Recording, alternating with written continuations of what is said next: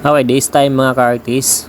So nandito tayo ngayon sa Mariag, Davao Oriental. Kasama natin si Sir Ariel Mosquera, may-ari ng Adam's Heaven. So sinamahan natin siya para sa pagdihal ng robusta niya.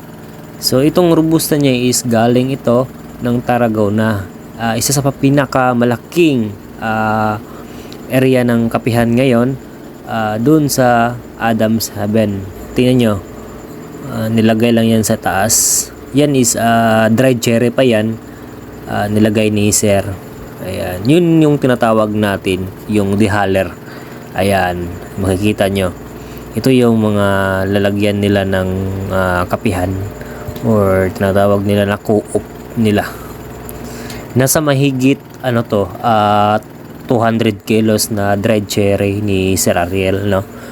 Robusta to na cherry, dried cherry niya. Tingnan nyo, malaking area yung nilagyan ng dehaler nila, no?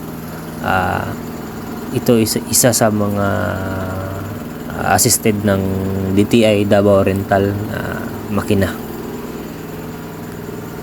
Ayan, yun yung robusta natin. So, ayan, pinili natin yan.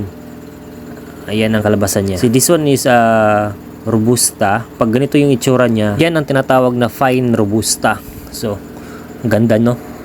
Abangan ninyo ang vlog natin dun sa Tarragona. Located yan sa Adam's Heaven kay Sir Ariel Mosquera. Madaming kapihan dun. Tingnan natin. Ito yung tinatawag niya na kupitar. Let's go!